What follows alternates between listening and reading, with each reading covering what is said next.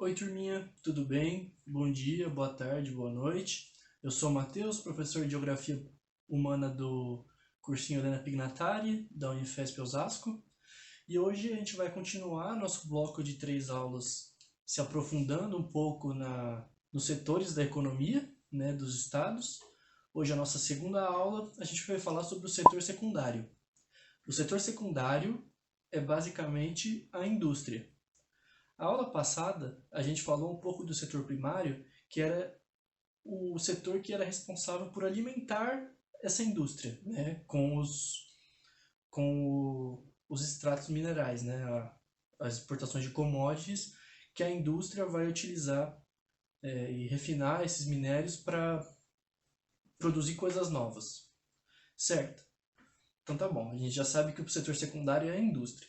Mas a gente pode chamar de a indústria ou as indústrias, porque quando a gente olha para esse conceito de o que é uma indústria, a gente tem algumas diferenças entre o que pode ser uma indústria, tá? A gente tem alguns modelos de indústrias possíveis. A gente tem o primeiro de todos, que é o modelo da indústria de base. O nome mesmo dela já fala um pouco sobre o que ela faz. O que é uma indústria de base? A indústria de base é a indústria que vai ser responsável por pegar os minérios, né, aquela matéria-prima, a commodity exportada pelo setor primário, e transformar em alguma coisa que vai ser base para indústrias mais refinadas. Um exemplo de indústria de base que a gente tem no Brasil, que é mais fácil das pessoas pensarem, é a CSN, né, a Companhia Siderúrgica Nacional. A siderurgia é uma indústria de base. O... Então, assim, a gente pega e transforma o ferro, também tem a transformação da bauxita em alumínio, o ferro de minério de ferro em ferro, a gente produz o aço, e é para isso que serve a indústria de base. Tá? A indústria de base ela é o mais básico da indústria. Mas por muito tempo, essa parte de indústria pesada foi algo que o Brasil se especializou, principalmente nos anos 30, anos 40, que foi quando a gente construiu, né? A gente produziu a CSN com o apoio dos Estados Unidos por causa da Segunda Guerra Mundial. Além da indústria de base, a gente tem a indústria intermediária. Ela é um segmento que produz produtos industrializados de faixa intermediária de refino, digamos assim. Ela não é uma indústria de base, mas ela também não produz o produto fim, digamos assim. Um exemplo de indústria intermediária que a gente tem muito forte no Brasil é a indústria de autopeças ou a indústria de pneu. Como assim, Matheus? A indústria de autopeças, a indústria do pneu, por exemplo, ela não produz o carro. Ela produz o pneu, ela produz o vidro do carro, ela produz os acessórios do carro, mas ela não produz o carro. Só que o carro precisa dessa indústria para acontecer. Isso vai ser bastante importante quando a gente parar para pensar no modelo que o Brasil vai adotar. E quando a gente for falar de industrialização do Brasil, isso vai ser bastante importante. Então guardem bem essa aula. No modelo que o Brasil vai adotar para o processo de industrialização nos anos 40, 50 e depois em diante, com o tripé macroeconômico brasileiro. Isso é uma indústria intermediária. Ela produz produtos já com algum tipo de refino, não é uma indústria de base. A indústria de pneu não vai usar, ela não vai pegar o látex puro, ela já vai pegar o látex refinado para a produção do pneu. A mesma coisa a produção do vidro e coisas do tipo, certo? E aí a gente tem o último modelo de indústria, que é o modelo de produtos finais, né? Os produtos de bens de consumo. As indústrias de bens de consumo, elas são, na verdade, o produto final, né? Vai produzir o produto final para o consumidor. E aí você tem algumas separações dentro dessa última etapa da indústria, que basicamente vai depender de o quão durável é o produto que está sendo produzido. Dentro da indústria de bens de consumo, a gente pode ter alguns momentos, né, alguns tipos de indústria. A gente tem, primeiro de tudo, a indústria de bens de consumo duráveis. O que é uma indústria de bem de consumo durável, Matheus? O que é um bem de consumo durável? É, por exemplo, uma geladeira, um carro, um eletrodoméstico no geral. É uma coisa que você compra e dificilmente você vai trocar ou vai demorar bastante para trocar. Ele vai durar bastante na sua mão. Isso é um produto de bens de consumo durável. A gente tem também a indústria de bens de consumo não duráveis. E aí, o que é um exemplo de uma indústria de bens de consumo não durável? É, por exemplo, a indústria de alimentos. A Nestlé, por exemplo, ela produz chocolate. Dura um tempinho, mas ele tem data de validade. Depois daquela data de validade, você tem que jogar fora aquilo. As bolachas são produtos industrializados. Não é matéria-prima, não é a banana ou a maçã ou a pera que você exporta para como matéria-prima. Você, né, lá do setor primário, existe uma transformação industrial de alguma forma nessa pera e ela vai ser vendida de novo e ela tem uma data de validade para acontecer. E aí existe uma terceira possível classificação de indústrias de bens de consumo que ela é meio polêmica, não é ainda um consenso dentro da academia, mas ela é cada vez mais uma realidade, que é a indústria de bens de consumo semiduráveis. O que seria um bem de consumo semidurável? Uma coisa bem simples que a gente pode ver é o celular. Eu estou gravando com o celular, né, o meu Xiaomi, e a Mirella edita os vídeos no iPhone dela. Ela está tendo dificuldade de editar o vídeo porque não tem espaço suficiente no iPhone e eu tenho que ficar tomando cuidado porque a minha bateria pode acabar se eu não tomar cuidado com o tamanho do vídeo. Então, assim, eu tenho há pouco, vou ter há 2 anos, a Mirella tem há 1. Assim, é um produto que, por mais que você cuide dele, ele foi feito para ficar obsoleto. Ele foi feito para ser trocado. E isso tem ganhado bastante adesão de outras partes da indústria, o que gerou um problema que é a chamada obsolescência programada. O que é a obsolescência programada? É basicamente a ideia de que os produtos precisam ser trocados, tá? Então, você constrói o produto para que ele seja trocado. No caso de um celular, você até entende. Mas como você explica que os carros atuais, por exemplo, duram menos do que, por exemplo, um Fusca dos anos 80? Às vezes, sei lá, um carro de 2007 dá mais problema que um Fusca de 1980. Por quê? Porque os carros de Cuba, já que a gente gosta de... As pessoas falam, olha os carros de Cuba, que são todos velhos. É verdade, eles são velhos. Mas por que eles continuam funcionando e os nossos param de funcionar? Porque na época, o modelo de pensamento econômico e essa ideia de indústria semidurável não era tão forte. Você fazia as coisas para durar. Hoje em dia, se a pessoa compra um carro que é para durar para sempre, você não vende mais. Então, cada vez mais a adição de tecnologia nas coisas, de internet, de questões de software, cada vez mais favorecem o processo de obsolescência programada, certo? Isso é uma questão bastante comum que pode ser tema de redação, por exemplo. Está cada vez mais presente na vida das pessoas e acho que agora com a pandemia, quando a gente está todo mundo usando recursos tecnológicos o tempo todo, todas as coisas de tecnologia aumentaram absurdamente de preço, pode ser uma coisa que venha a cair com relação à mudança de vida que nós estamos tendo por causa da Covid. Né? Já era uma coisa bastante forte, mas agora se intensificou ainda mais. Beleza. Já que a gente já falou quais são os tipos de indústria, agora a gente vai para outra parte da aula, que é sobre modelos de pensamento industrial, né? Os modelos de organização do trabalho. Isso é uma parte da matéria de industrialização, que a gente pode chamar de etapas do capitalismo, que cai bastante no Enem, não só no Enem, já vi cair em outros tipos de prova, já caiu na FUVEST, já caiu em prova de faculdade de um amigo meu que faz engenharia, que basicamente vai falar sobre os modelos que foram adotados nas linhas de produção.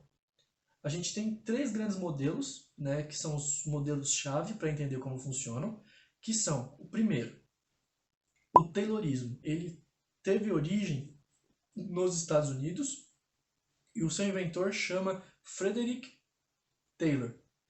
O Frederick Taylor, ele era um engenheiro e ele tinha a ideia de aplicar a ciência e a racionalidade na linha de montagem. Essa linha de montagem dele, dessa linha de raciocínio e tal, ela tem a ver com o momento que o mundo vivia. Ele vai começar a pensar isso lá no final dos anos 1890 para a virada dos anos 1900. E ali era o momento que a gente estava vivendo o auge do positivismo, o auge da Belle Époque nas artes, que é basicamente a ideia de que a ciência e a racionalidade vai salvar o planeta. E a gente nunca mais vai ter problemas de escassez, de guerra, de pobreza. Tudo isso vai ser superado com o emprego da tecnologia e da ciência e da razão.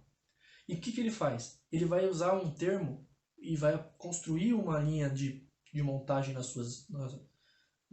suas empresas que são baseadas em um conceito e em alguns princípios, que são planejamento da linha de montagem, a seleção e o treinamento dos trabalhadores, controle e supervisão do que está sendo produzido na linha de montagem, disciplina na hora de montar as coisas, então educar os trabalhadores para que eles tenham uma disciplina de trabalho, e por último, a singularização das funções, ou seja, cada trabalhador faz uma coisa.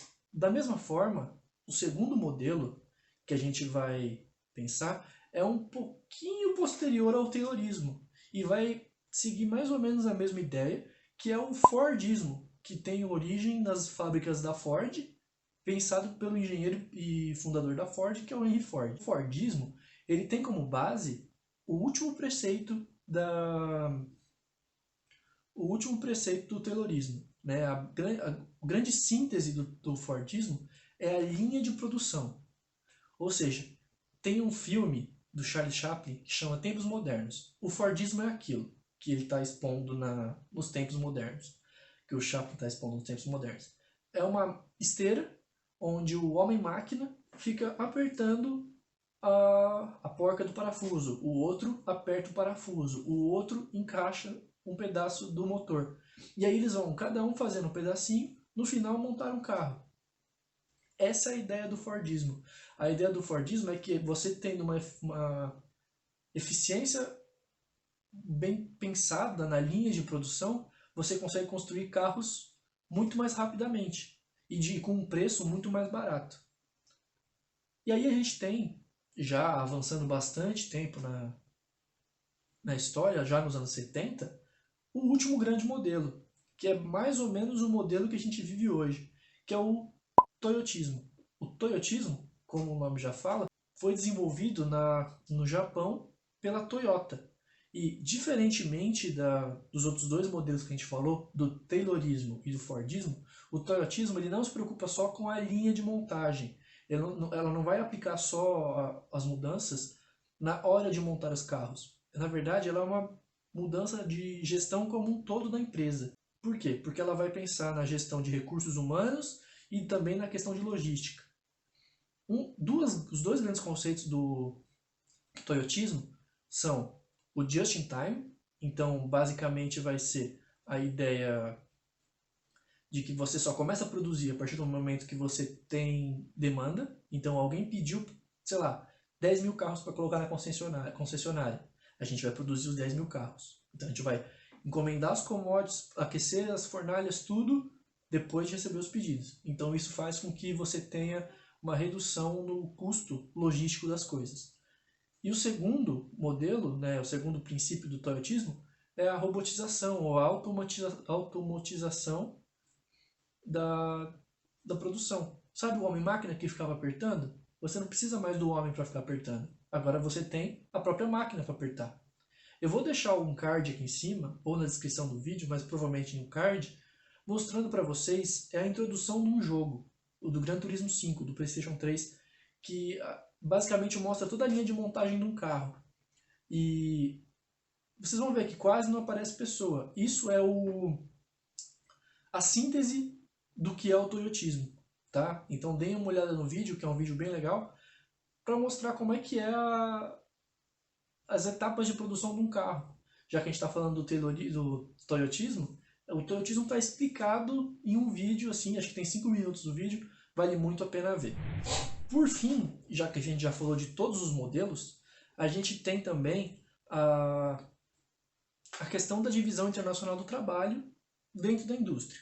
Na aula passada, eu já tinha falado para vocês que, a grosso modo, a relação da divisão internacional do trabalho moderna é: os países desenvolvidos, os subdesenvolvidos, enviam as matérias-primas para os desenvolvidos, para o norte, e os países desenvolvidos do norte devolvem para o sul produtos manufaturados, industrializados, né? Só que muita coisa mudou, né? Por causa do processo de globalização, que a gente vai estudar a globalização em específico, mas já é importante falar um pouco agora das mudanças que a indústria tem sofrido no mundo. Olhando primeiro para o norte, a gente pode perceber que existem alguns lugares na Europa que continuam com industrialização bastante forte.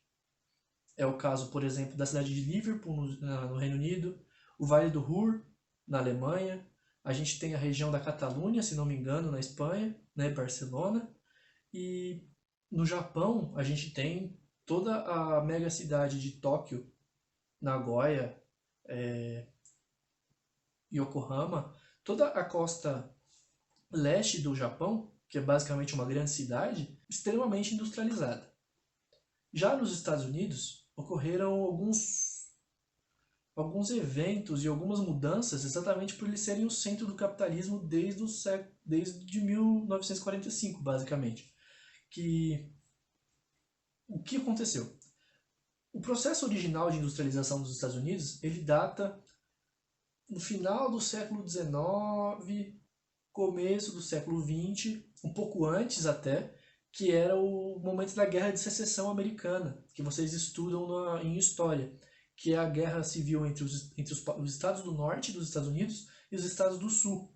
O norte era industrializado e capitalista, o sul basicamente agroexportador e com pensamento escravocrata, né?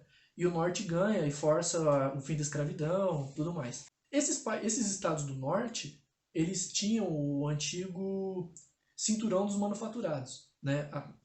Eu falei da cidade de Detroit para vocês, né? Acho que quando a gente falou do habitat, quando a gente estava discutindo o habitat urbano, que eu falei das funções das cidades, Detroit era um dos símbolos do cinturão dos manufaturados americanos. E com o passar do tempo, essa indústria que ficava no norte dos Estados Unidos, ela começou a migrar. Ela migrou, em primeiro momento, para fora dos Estados Unidos, e depois, agora mais recentemente, ela começou a ir para o sul dos Estados Unidos e para a costa oeste americana. Então, vocês já devem ter ouvido falar do Vale do Silício, por exemplo, né? Que é onde fica o Facebook, o YouTube, todas as empresas de hardware, né? Então, Intel, AMD, a Nvidia, a própria Microsoft, todas essas novas empresas, que são as grandes empresas americanas, elas ficam no Vale do Silício. E o antigo cinturão dos manufaturados, né, virou agora o cinturão da ferrugem. Porque, basicamente, toda a indústria pesada americana, que era exatamente essa indústria pesada, ou está lá e está agonizando, ou foi mandada para outros lugares do mundo. Por quê? Porque, por exemplo, depois de um tempo, a gente vai falar isso no processo de globalização, as montadoras de carro não ficam mais nos Estados Unidos, elas ficam no México, por exemplo, e por causa dos acordos econômicos, é muito mais barato você produzir no México. Além disso, teve uma outra questão, que agora a gente passando para o sul global, a gente vai falar um pouquinho, que foi a mudança basicamente de local onde se produziam as coisas. O sul global, ele tentou em especial a América Latina, a gente tentou se industrializar. Dos anos 30 aos anos 80, o Brasil passa por um processo de industrialização gigantesco. Hoje, o nosso PIB industrial está a níveis próximos de 1910, ou seja, antes do processo de industrialização. Mas não foi só no Brasil que isso aconteceu. Isso não é só uma sina brasileira. Isso aconteceu nos Estados Unidos, a eleição do Trump fala um pouco sobre isso, a ideia de colocar America First, né? Então, os Estados Unidos em primeiro lugar, pensar no trabalhador americano. Esse é o discurso do Trump. Não sei se ele faz isso, mas o discurso dele é esse. O medo de que os imigrantes vão roubar os empregos, como se os empregos estivessem cada vez faltando mais, né? E por que isso acontece? Porque a partir dos anos 70 para os anos 80, as indústrias elas começam a migrar para a Ásia. Hoje, praticamente tudo que você pegar é produzido na China ou no Sudeste Asiático. Tem uma imagem que vai aparecer aqui na tela que sintetiza bem e casa bastante o que é a síntese da aula 1, né, na aula 1, da aula sobre setor primário e a aula do setor secundário, principalmente nesse momento em que eu estou falando sobre a mudança de perfil onde são produzidas coisas. A gente falou isso na aula de divisão internacional do trabalho. Basicamente, a pera, acho que é uma pera, se não me engano, ela é produzida na Argentina, ou seja, se colhe pera na Argentina, ela é exportada para a Tailândia ou para algum lugar do Sudeste Asiático, e da Tailândia ela é exportada para os Estados Unidos, para a América do Norte. Então, assim, primeiro, por que a Argentina não faz esse processo? O que aconteceu para a Argentina não conseguir fazer esse processo de industrializar a própria pera? Por que os americanos precisam comprar da Tailândia? Por que eles não podem produzir lá? Ou comprar direto da Argentina? É exatamente essa mudança de perfil que os anos 70, anos 80 geraram na indústria mundial que fez com que todo o Ocidente, né, praticamente todo o Ocidente, sofresse um processo de desindustrialização muito forte, certo? É exatamente por isso que a gente vê agora na Covid-19 todos os respiradores vindo da China. Eles vêm da China porque tudo é produzido lá, certo? Aí, se não me engano, a USP desenvolveu um respirador, né, bem mais barato e brasileiro, e mesmo assim o governador do estado importou coisas da China, porque basicamente não se valoriza a ciência nacional, né? E é isso, a gente, pelo jeito que as coisas andam, a gente vai continuar sempre sendo um país agroexportador e cada vez mais agora um país menos industrializado, porque a gente sem ciência, sem apoio à ciência, né? Agora a gente perdeu bastante dinheiro para o Ministério da Educação, sem ciência não se tem indústria, né? E mesmo os países com alto investimento em ciência, como é o caso dos Estados Unidos, o modelo de economia mundial que a gente estava tendo até antes da Covid não estava favorecendo isso.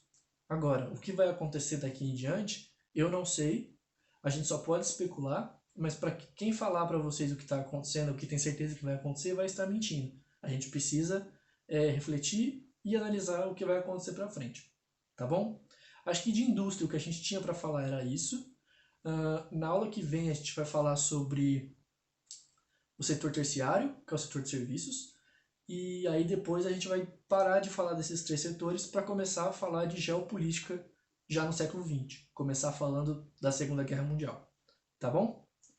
Muito obrigado por assistirem o vídeo, pessoal. Fiquem com Deus. Beijo, beijo.